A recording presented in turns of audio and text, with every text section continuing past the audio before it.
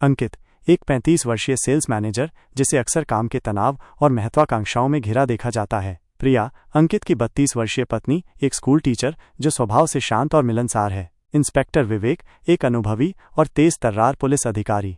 पृष्ठभूमि: अंकित और प्रिया की शादी को 7 साल हो चुके थे। शुरू में सब कुछ अच्छा था, लेकिन पिछले कुछ सालों से उनके रिश्ते में खटास आ गई थी। अंकित का स्वभाव चिड़चिड़ा हो गया था और वो छोटी छोटी बातों पर प्रिया से बहस करने लगा था। प्रिया ने कई बार अंकित से बात करने की कोशिश की, लेकिन वो हमेशा टाल देता था। अंकित को शक था कि प्रिया का किसी और से संबंध है। हालांकि प्रिया ने हमेशा इस बात का खंडन किया। अंकित शराब का भी आदी हो गया था, जिससे उनके घर में अक्सर झगड़े होते थे।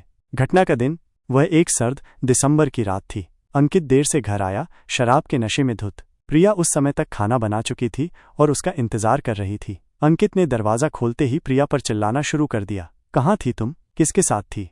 प्रिया ने शांत रहने की कोशिश की। मैं घर पर ही थी, तुम्हारा इंतजार कर रही थी। खाना बन गया है, खा लो। अंकित का गुस्सा 7वें आसमान पर था। उसने प्रिया की बात अनसुनी कर दी और उसे धक्का दे दिया। प्रिया लड़खड़ाकर गिर गई। अंकित को अपनी आंखों पर यकीन नहीं हो रहा था। उसके दिमाग में वर्षों का गुस्सा और शक एक साथ उबल पड़ा। उसने पास रखी हुई एक भारी मूर्ति उठाई और बिना सोचे समझे प्रिया के सिर पर वार कर दिया। प्रिया के मुंह से एक चीख निकली और वो वहीं ढेर हो गई। फर्श पर खून फैलने लगा। अंकित को कुछ पल बाद एहसास हुआ कि उसने क्या कर दिया है। उसका नशा उतरने लगा और उसकी जगह एक भयानक डर ने ले ली। प्रिया मृत पड़ी थी। उसने घबराहट में कमरे का दरवाजा बंद कर दिया और सोचने लगा कि अब क्या करे।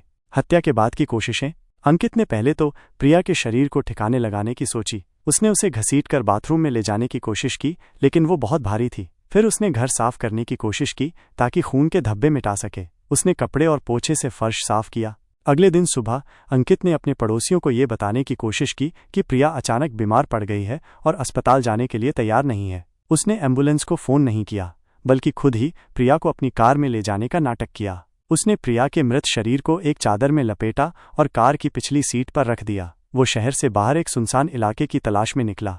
करीब 50 किलोमीटर दूर एक जंगल के पास अंकित ने प्रिया के शव को कार से निकाला और उसे झाड़ियों में फेंक दिया। उसने सोचा कि अब कोई उसे नहीं ढूंढ पाएगा। वापस आते समय उसने कार को अच्छी तरह से साफ किया और खून के धब्बे मिटाने की हर संभव कोशिश की। जांच का आरंभ।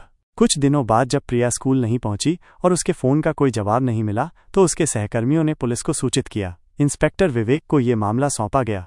इंस्पेक्टर विवेक ने सबसे पहले अंकित से पूछताछ की। अंकित ने बताया कि प्रिया एक दिन अचानक सुबह सैर के लिए निकली और वापस नहीं लौटी। उसने गुमशुदगी की रिपोर्ट भी दर्ज कराई थी। अंकित का व्यवहार थोड़ा अजीब लगा। वो शांत था, लेकिन उसकी आंखों में एक अजीब सी घबराहट थी। इंस्पेक्टर विवेक ने अंकित के घर की तलाशी ली। उन्हें कुछ भी संदिग्ध नहीं मिला, क्योंकि अंकित ने सब कुछ साफ कर दिया था। लेकिन एक अनुभवी पुलिसकर्मी होने के नाते विवेक को कुछ तो गलत लग रहा था। उन्होंने अंकित के पड़ोसियों से बात की, जिन्होंने बताया कि पिछले कुछ दिनों से अंकित और प्रिया के बीच झगड़े ज्यादा हो रहे थे। सबूतों का मिलना।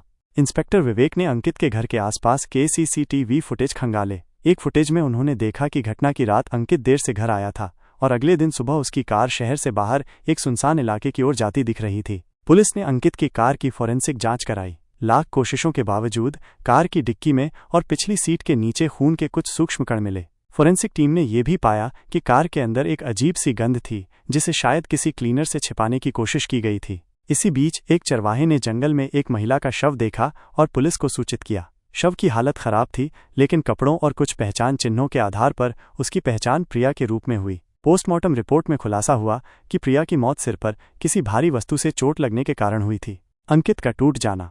जब अंकित को फोरेंसिक रिपोर्ट और जंगल में मिली लाश के बारे में बताया गया, तो वो पूरी तरह से टूट गया। उसने पहले तो इनकार किया, लेकिन जब इंस्पेक्टर विवेक ने उसे CCTV फुटेज, कार में मिले खून के धब्बे और पोस्टमार्टम रिपोर्ट के बारे में बताया, तो अंकित के पास कोई रास्ता नहीं बचा।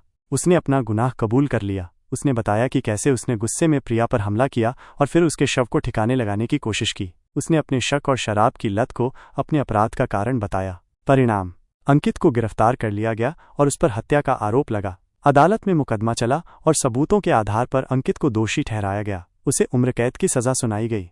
ये घटना अंकित और प्रिया के परिवार के लिए एक त्रासदी थी। प्रिया की असामयिक मृत्यु ने सभी को सदमे में डाल दिया और अंकित ने अपने जीवन का